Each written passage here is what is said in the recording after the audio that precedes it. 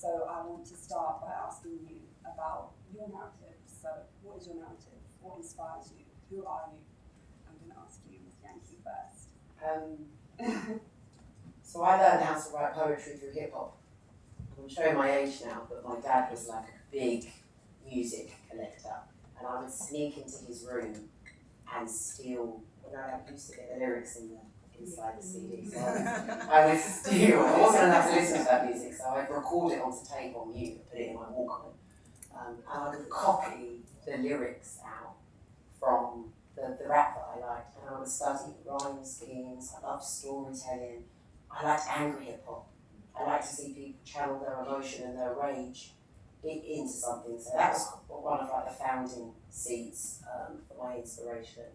And I come from a family of storytellers. My grandma was 100 years old on October the 4th. I've just come back from Ghana to celebrate. And yeah, I don't know what's going on with my mic. Oh, it says it's on. We can take them off if people can hear us. Can you hear me okay? Yeah. So yeah, my grandma just turned 100, and she's told me stories going back to the early 1800s. So like the narrative and the history for me, it's not facts and figures and days, it's people, it's what they did for a job, what the scandal was, what the gossip was. Knowing where I come from and knowing what my narrative is so much more than just what's on, a DNA test or a family tree. It's the stories of all of those who came before me. And for me, like my grandma's like, it's my time soon, so I've given you the stories and you have to give them to my great-grands, my great-great-grands, and it's your job to continue to tell people our story. So yeah, that's like my narrative is just to speak my truth in all places, at all times, regardless of whether people like it or not. And how about you, RBJ? What inspires you? What's your narrative? So, similar to Miss Yankee, it's crazy because as we were speaking, I was like, interesting. When I was in Jamaica, so dancehall music is my favorite genre, and I used to similarly, on a Friday night especially, they'd have this session where they just play dancehall music on the radio, and I would buy cassettes from my lunch money, and I'll be there recording, and then obviously when the disc track comes on, I'd stop it to not get in. And then once that's done, I'd write it out, like each song. Because in my mind, I used to think that they're going to run out of words one day. So before they do, let me get as much as I can. And to this day, they haven't run out of words. So that's been my fascination with words. I used to write the songs down. And what I would do is I'd change the lyrics of the song. So when I've written it up, I put my own words. Then at church we'll have concerts. So I'd sing gospel songs, the same rhythm but different words.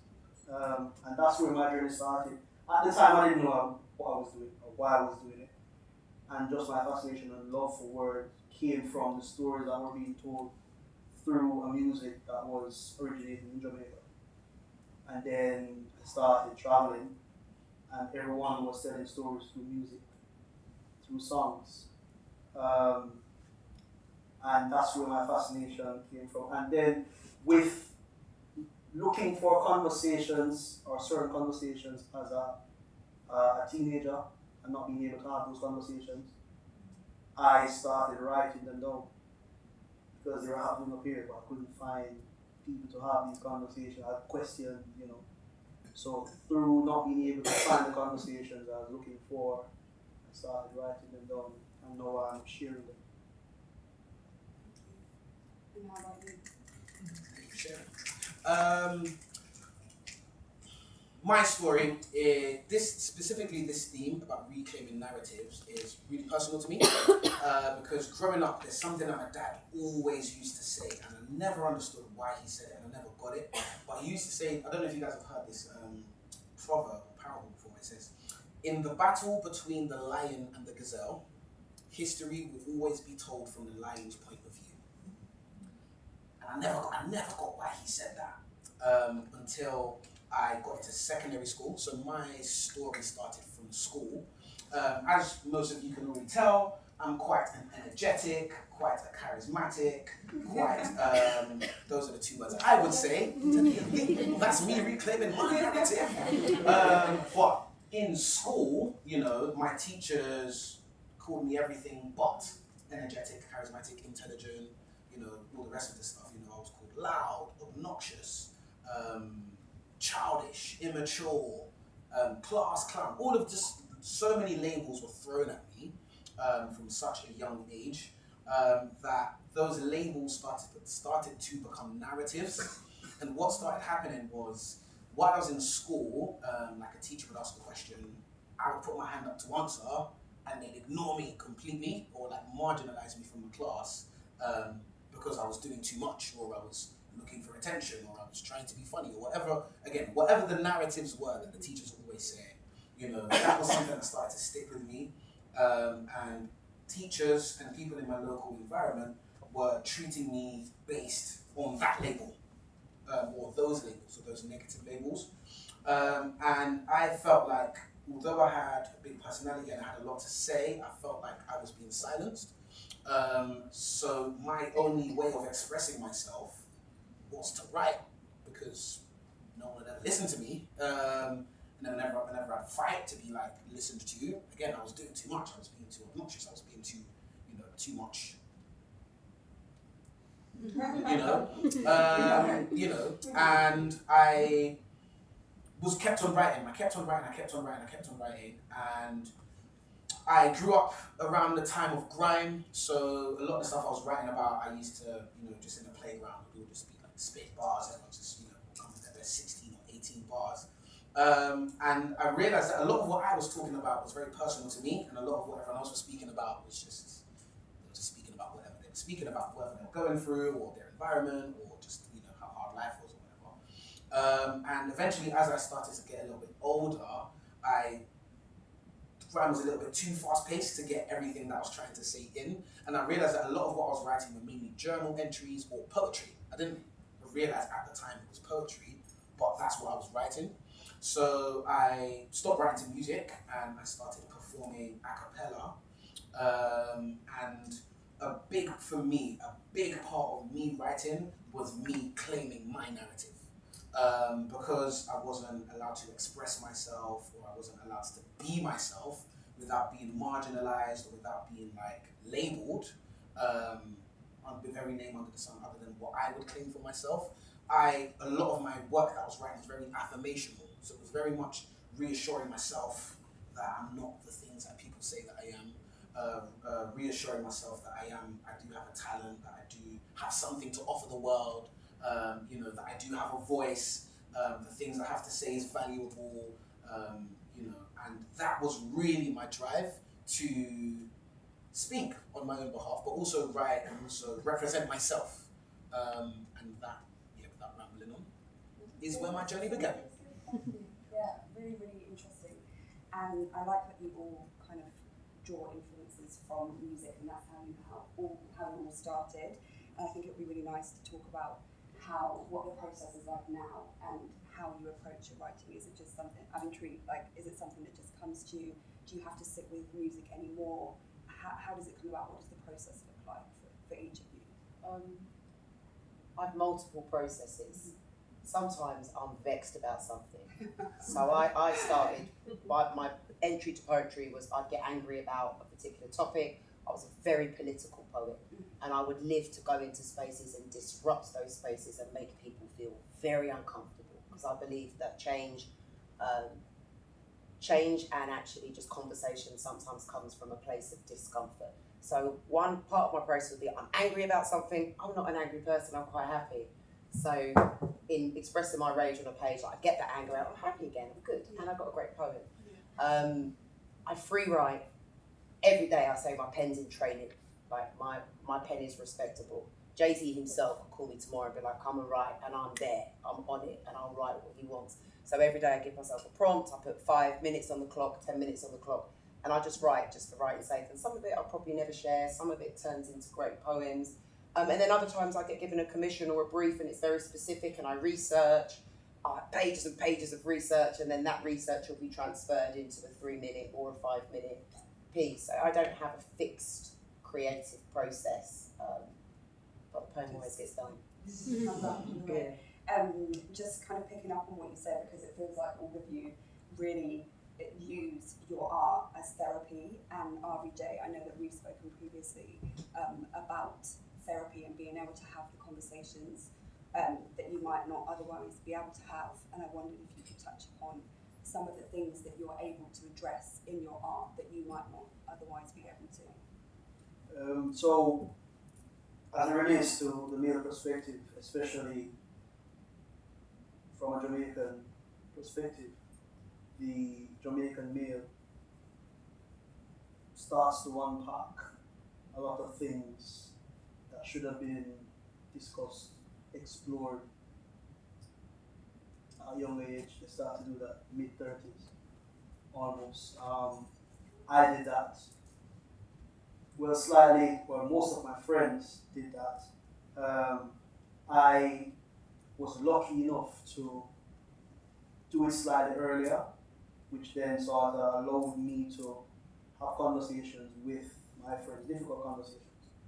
And it's through poetry, writing, and expressing, or being open, being vulnerable, by speaking on certain topics that wouldn't necessarily be heard coming from a male in public.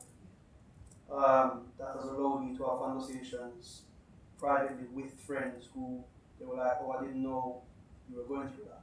I thought it was just me, because as men, we tend to think we're the only ones going through it. But the reason why that is because we don't have conversations with each other about it. But we see each other every day, we play football every day, we go. And through poetry, I'm trying to show younger males across the world that you can be this vulnerable, open, express yourself, not only through anger, and still be who you are. Poetry has allowed me to do that. So for me, it's just showing by doing. And poetry is a medium, or poetry is one of the mediums that I used to do that. Speaking about, so my go-to theme is love and relationship. I was asked if I was going to touch on that tonight. You should check out this man's music on Spotify. He said it's a bit too spicy for this evening, but I'm telling you, yeah. Once we have a drink. yeah. Well, with just that was the most comfortable theme for me on stage to start with. And then I guarantee you after every performance, males come to me and they're like, I could never do that. But I'm like, you do that with your partner. You do it, you just don't do it enough. That's all it is. And so it's just things like that, just being able to show different sides that we weren't necessarily exposed to at a young age, and allow the younger teens to understand that, yeah, you're still you after that. You mentioned masculinity, and Miss Yankee, I wondered if you could talk to us a bit about the opposite of that, so femininity, and how being a woman and your heritage influences your work. It's a big question, sorry.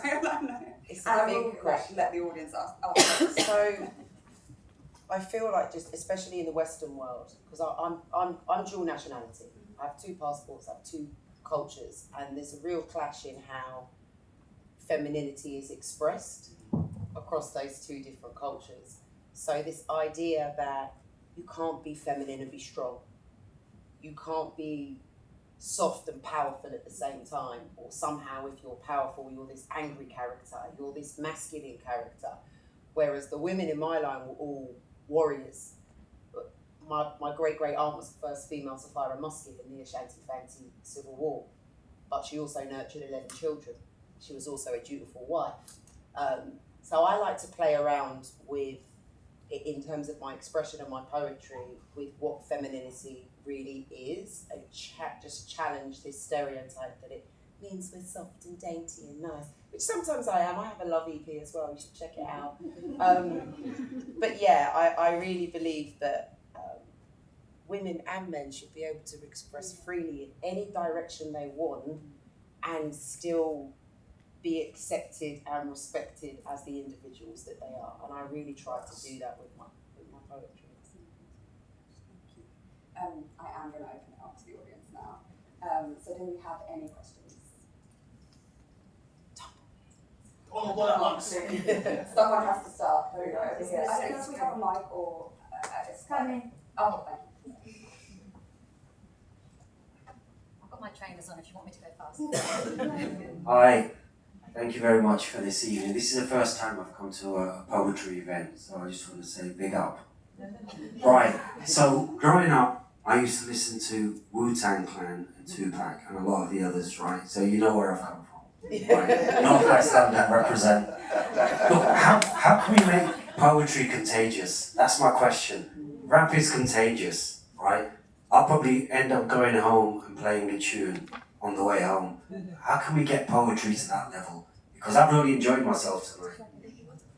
So poetry is already the fastest growing art form in the UK. Spoken word. Spoken word, specifically, is the fastest growing art form in the UK. And it's just that we have less poets than we have rappers. So what will happen is we'll continue to grow and grow and grow, and then people won't associate poetry with an open mic night where you want to fall asleep and someone's essentially reading a depressing page out of their journal. And we'll start to have this, that's the top 10% of poets, or that's a household name. We're already seeing poetry on television, in theatre, on radio. So just continued growth, and then if you hear it and you like it, go and actually share it, listen to it. If you like hip hop, there's some incredible spoken word artists. Wu-Tang is one of the lyrics that I used to copy out, by the way. Yeah. Through sharing. If you like it, share it, listen to it, and just be part of the growth and the journey of it. So just to add to that, with regards to just the sharing of poetry from an event perspective, one of the things that I try to do is couple poetry with another pastime art form when I do an event. So that way, the idea behind that is that I'm bringing in a different audience to something that they probably wouldn't necessarily go and see, and vice versa. So when it comes to events, it's putting poetry in those spaces that you think, all right, this might be a long shot, because as you've heard tonight, it isn't. It's just that people, what we know poetry as, or what it was introduced to us as in school, is what is stuck in our heads, majority of people anyway. So unless you're in the space to hear what's happening, you won't know. So I think if you have an opportunity to inject it in a space that it wouldn't necessarily be, that's a great way to get it where it should be. If I may jump on the back of that as well, because that's what I was going to say. I agree completely with what RVJ and Wordplay was saying. In my opinion, poetry is contagious. Spoken word is contagious. There's a lot happening. There's a whole world of poetry and spoken word that's happening and growing. But for us who are immersed in it, it's almost like preaching to the choir, because we're performing to other poets and spoken word artists who like poetry and who know about poetry and spoken word. But echoing what these guys have said, two things. One, kind of two and a half things. One is to be open-minded, I was going to say, because when I'm pretty sure at least one of us have a friend in here who has invited us to a poetry event, but like what RVJ said, what you think the poetry event is going to be is probably not what it is, and you end up probably fobbing it off and saying, yeah, I've got work tomorrow morning, I can't make it. And then you don't go, and then you kind of close yourself off to an opportunity to actually take in poetry and spoken word as it is in this form. The second thing I was going to say, well, the other two things, is one, what Miss Yankee said, which is to share it. If you have heard something that you actually like today, please follow us on socials and share this to other people that you think would like poetry. That's how it grows. That's word of mouth, right? That's how things grow, and they grow exponentially the way they do, right? There's about 40 odd people in here. If we all shared, our experience today with one other person, that's 80 people that have now technically experienced poetry and spoken word. And the last thing I was going to say, DLA Piper.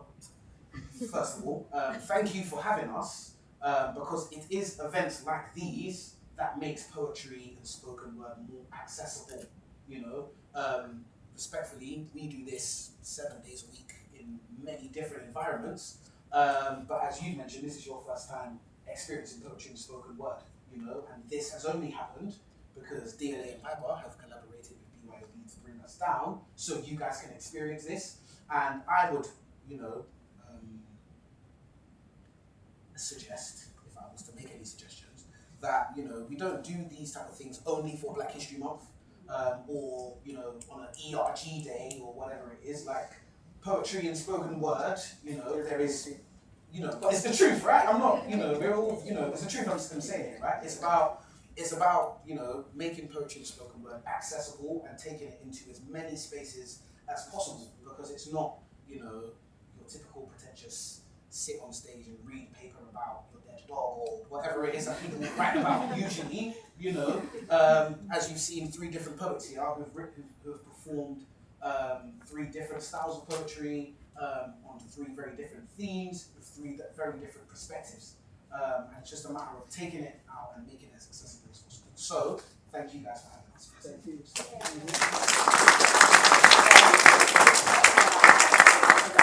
You have spoken, or that you have been in schools and you've worked with children, you've worked with young people, and I wondered if you could touch upon how children and young people are receptive to spoken word, whether there is an issue there with access as well, and if you could just elaborate on that. Absolutely, yeah. So, kind of going back off what you said in terms of, because we're talking about poetry and spoken word, but the first people you went to were rappers, Wu-Tang Clan, and Tupac. I mean, they're poets in their own right. I'm not saying they're not poets, but I find that poetry and spoken word, in particular spoken word, is very, very closely associated with rap. When I first started performing my poetry and spoken word, and I'll tell people I'm a spoken word artist, they'll be like, "Oh yeah, that's like rap, isn't it?" And I'm like, "No, it's not. It's poetry." And for me, what kind of distinguishes poetry and rap is the lyrical element. It's actually the content of what's actually being written down. I find rap has been wrapped up in a way that it's more digestible, because it's with music and it's more lyrical. There's a lot more flows. There's like a lot of cadence. There's a lot more that's wrapped up in it to make it more palatable. Whereas with poetry, it's literally the words are what the words are. You can't run away from what it is. And I find that poetry and writing is a great gateway for anyone and everyone, as a matter of fact, because everybody has thoughts. Miss Yankee asked how many overthinkers we have in the room, and 60% of the room put their hands up, but the other 40% think as well. You probably don't overthink, but you think you have thoughts. And in my opinion, as a poet, I'd say the best way to visualize those thoughts, or to alchemize those thoughts, or to manifest those thoughts, or to actually just extract those thoughts from your head is to write them down. Any plan that's made is written down first before it's actually manifested into something else. So I find that when I'm doing a lot of work with young people kind of have a very similar experience to me, where they want to express themselves in many different ways, but they don't know the way to express themselves because of the labels that will be associated to the way they choose to express themselves. So writing is the method that I use, and Miss Yankee also does workshops as well, RVJ also does workshops, but writing is definitely one of the mediums that we use to get people to express their thoughts, and once their thoughts are out on paper, we're able to then have those conversations, because again, a lot of people think a lot of stuff inside, but they usually keep it suppressed because they feel like they're the only person who's going through it, or they feel like no one would understand, or no one would give them the time of day to express themselves. So for yourself, writing is a therapeutic or cathartic process where you write whatever it is that you're thinking, or you may have a prompt, because we usually tend to do free writes as well, like Miss Yankee mentioned. So we will come up with a very stimulating prompt. I can't think of one off the top of my head now, but a stimulating prompt where to get the inspiration flowing, to get your mind thinking about particular things, and then writing down is really just a process. Usually, as part of my workshops, it's not about writing poetry per se. It's literally just write. Just get whatever is in your head out first. Then we can have a bit of a conversation and a discussion around it about the way that we can make it a bit more artistic, or about the way that we can pull out certain themes, or about the way that we can make particular points flow together. But it's all, for me, I kind of see writing poetry as a bit more like craftsmanship. It's a bit like sculpting. So you kind of put it all out, and then you can craft it and you can sculpt it to then look like the art that we will eventually end up seeing at the end of the process, of the creation process. And as mentioned, I've done this in primary schools, secondary schools, universities, youth clubs, libraries, law firms, marketing and advertising agencies, just loads of different spaces, because as mentioned, everybody has thoughts. And there is a process to translating the thoughts from your mind to the page, and from the page to the stage. Do you know that? We're going to go to another audience question. Nice, more hands. Yeah.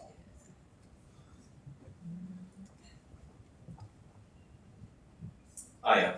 Firstly, I want to thank you all for speaking so powerfully and so authentically, and I won't get into what my music preference is as rap has been cussed out, but I disagree with you. however, like with music, like with rap, we all love an origin story. So what I'd really love to know is what was that first piece that kind of, either got you kind of wanting to put pen to paper or thinking, you know what, I want to take this out of my house, I want to take it to this local venue, I want to take it somewhere. What was that first piece that you thought, I want to perform this?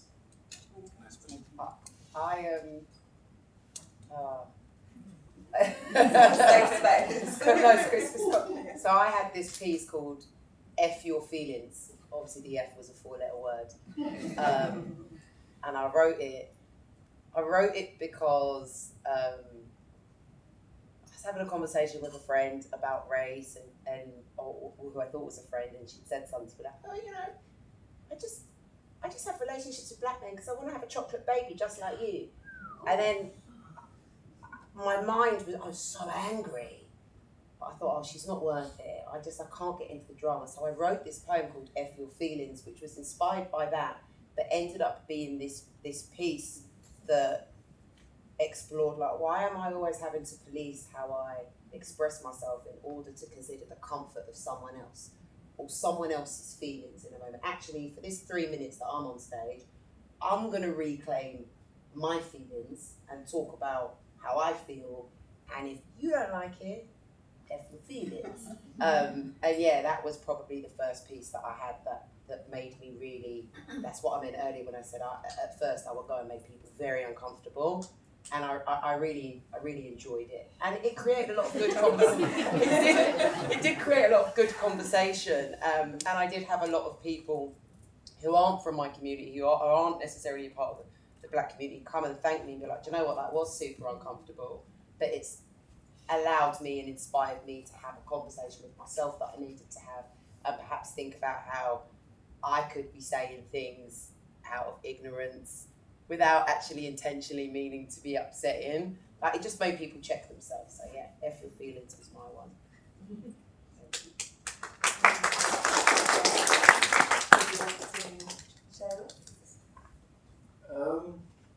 It was a love poem. So romantic. He takes Valentine's Day. Yeah, it was literally, so I've got this poem called 5 minutes. It's not 5 minutes, but I've got this poem called 5 minutes, which speaks about wanting some more time with that special someone, even though you've probably been with them all day. They've got to go, you've been on the phone for 8 hours, and you don't want to come out. It's 5 minutes more, 5 more minutes. So, as a teenager, yeah, you've experienced something that you've never experienced before. This feeling and you're thinking, what is going on? And one of the things that I would do is I would write down what I want to say, because in the moment I don't know what to say. You know what I mean? So I'd write down what I want to say, and I'm like, I remember one night reading something back to myself. I'm thinking, who wrote this? Is this you? Yeah.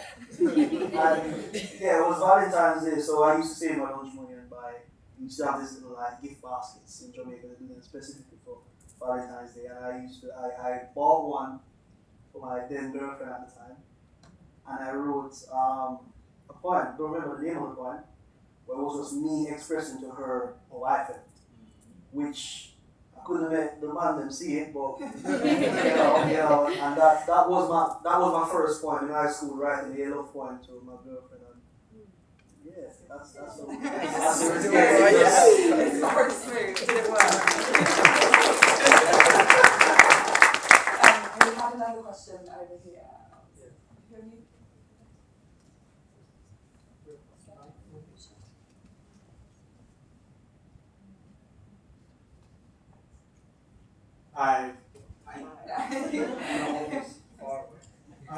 This has been amazing coming in tonight. Yeah, can be a huge overthinker, so as I was looking around the crowd, I couldn't have felt more heard by you. But the question I really wanted to have answered was, like, when you're in like anything involving creativity, like there are going to be times where you have like doubt or indecision about where to go, and a lot of the time in my case it feels like that can kill whatever creativity I'm feeling. So I just want to know how you're able to move past it. Yeah, that's a really, really good question, by the way, and thank you for asking that, because those are one of the questions that we think about, but don't actually say out loud because of how it may sound or how we may come across. So thank you for asking that question. Doubt. Everyone has doubt. Everyone, whether creative or not, even in like, I'm sure your careers, you're probably trying to get somewhere else. That you're like, I've been in this role for X amount of months or X amount of years. What does the next role look like? Where are we going to go? And there's one of our mentors, Natalie Flo, is a Stewart, who was part of poetry. She said something one time in one of our meetings, and she said, "Doubt is blasphemy." And that has for me personally been engraved in my head somewhere, because for me, as a full-time poet, as a full-time creative, that is a reoccurring theme in my life. Where's the next paycheck gonna come from? Or where's the next booking gonna come from? Or what am I gonna do here? Or oh, it's been quiet for a couple of weeks. And it's really just a matter of knowing who you are and believing in yourself. I've heard somewhere literally just last night. You can tell I'm a poet, innit? Inspiration comes from everywhere all the time. But someone said to believe is to be and then live. A lot of the time we believe things and we just believe it in this ethereal space up here. But I feel like the real power in belief and self-belief is to actually be, so to actually be yourself and then actually live out that experience. And appreciate all that comes and goes from that. Some people may take to you, some people may call you obnoxious, some people may call you charismatic, some people, but just be yourself and claim your identity and move with that power, because at the end of the day, there is only one you, there's only one of each of us inside this room, and no one can be you better than you. Yes.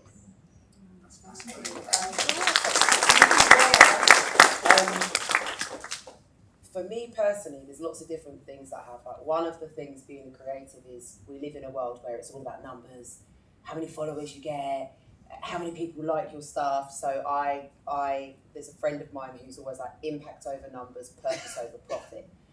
And since I've taken that mindset, I'm let me actually focus on my craft. Let me focus on this being good without worrying about, the numbers that it's going to do. Let me worry more about the impact. Ironically, I've earned more money since I've had that mindset. I've also got a poem that I wrote for myself called Quilling and Able. And the poem is for me really, that anytime I feel like, what am I doing, or I doubt myself, there's this one piece of work that I go back to and I'm yeah, that's who I am. That's me, because I do get doubts. And then finally, it's really understanding the purpose of what I'm doing. If the whole world loves my work, great, but one day there'll be a trunk full of poetry that my great-great-great-great-grandchildren will be like, oh, this is Mama Yankee. That's what I care the most about, is leaving a legacy for my bloodline, and anyone else that takes from it, fantastic. But my pen is very powerful, so I'm always going to earn a crust with it. And yeah, you just got to have unwavering faith. And I agree, doubt is blasphemy. So if I catch myself doubting, I'll just tell myself off. Oh, and finally, time traveling. My ultimate trick is to time travel to like 100-year-old me and ask her what she thinks about whatever doubt I'm having or whatever situation I'm in. And usually she's like, you don't care about this now. It's not important now. Just live. So yeah, that's mine. Thank you.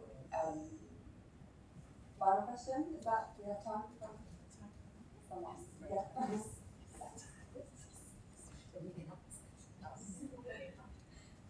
Following on from that final point, thank you so much for sharing your poetry today. And I know, you've encouraged us all so much to think about how we can also put down our thoughts, and we have the power to create poetry too. But I think there's a gift that you have for actually being able to find the right words to describe the feeling that we all understand but can't necessarily articulate. And I've always been in awe of that gift. Being a lawyer was part of, wanting to be an advocate, really enjoying the use of words to persuade. But I haven't quite got to the level that you all are at. So it's really lovely to hear that. And my question is that do you feel that you have that gift? That you're able to perceive things going on that other people perhaps don't. You see it in a slightly different way. You're able to articulate the changes you're seeing, or the need for change, or the challenges. And actually, some of the things that Harvey J. Wordplay and also Miss Yankee talked about, more sort of political statements, I think, illustrate that. And I just wondered what that's like, sort of seeing the world slightly differently to perhaps the mainstream, and having that counter narrative, and perhaps maybe being frustrated with the fact that everyone else doesn't quite see the world in the same way. It'd be great to hear more about that. I don't know if I see the world differently or I just process it differently and I express my thoughts differently. I think all humans go through the same emotions. Like, we love, we grieve, we lose. So my gift isn't necessarily seeing or having more knowledge than someone else. I don't believe that. But my gift is being able to make people feel heard and seen. And to connect as a human. We might have completely different experiences, but people recognise grief, people recognise love, people recognise hardship. So I think a good poet is able to allow the audience to feel. And often, like you said, it's stuff that I felt like that, I just couldn't articulate it or express it. So it's more being able to express perhaps in a way that other people can't, as opposed to seeing what others can't, in my opinion. Just so for myself, I've always been an observer from a very young age. I walk into a room and I'll be the quiet one, and people think, oh, he hasn't got a voice.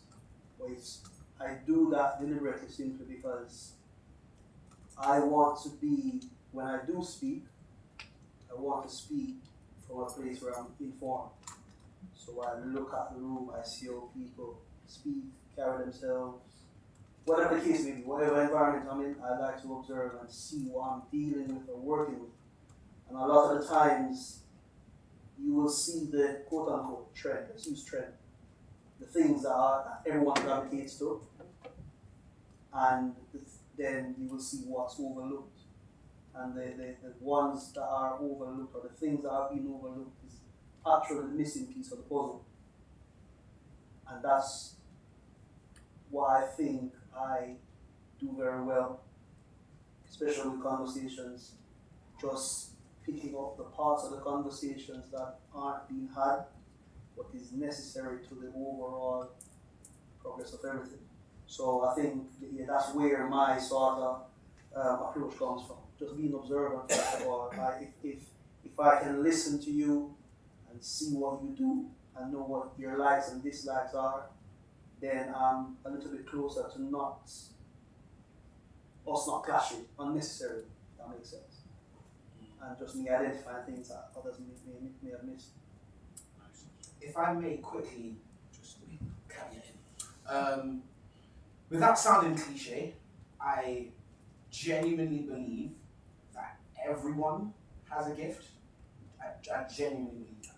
Whether you are aware of it or not, or you craft it, or you hone in on it, is the different conversation, but I do genuinely believe that every individual inside this room has something about them that makes them unique. Everyone. Whether it's standing on stage and performing to a group of people, whether it's, you know, if you're just one of those people that you walk into a room and people genuinely just feel happier that they're in the room, that's a gift, in my opinion. If, you know, you are the type of person that can just speak to anybody, you know, and again, I'm kind of relating this to more of an office related, because a lot of the spaces that I go into, a lot of people that are in corporate spaces usually tend to see themselves as very different to me. For something like, you're really creative and my brain doesn't work like that. And I'm like, it doesn't have to, you know what I mean? Like, you know what I mean? Like, I'm sure if I was in a Savina meeting, I would not have a so, you know what I mean? So there is, do you get it? There is a bit of give and take here, you know, in terms of like our gifts, you know? But sometimes our ability to just speak to people, sometimes our ability to listen and just have someone speak to you is a gift, you know? And I feel like what the message, if there was any final message that I would give to that answer to that question, is to not sleep on your gifts, and to really kind of go back to my last point, really understand what it is that makes you special and makes you unique. The things that you like about yourself are your gift, you know, and what makes it an even better gift is when you present that to anybody else and everybody else, and people can actually receive that, yeah? So don't hide any part of yourself. Well, that's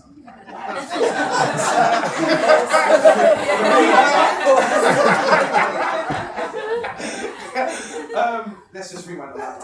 What I meant was the parts of yourself that you tend to like, or the parts that for yourself are quite quirky that you do like about yourself, don't shy away from referring to that as a gift as well, because that is an offering.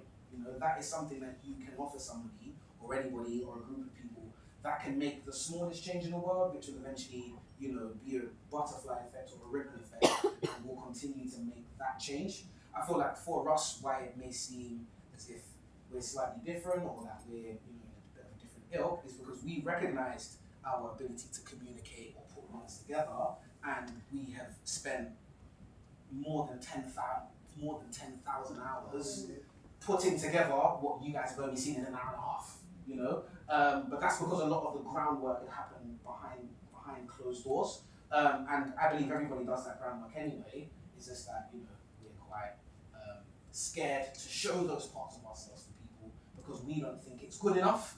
But I want to let you all know that you are every single one of you are good enough. Yes. So,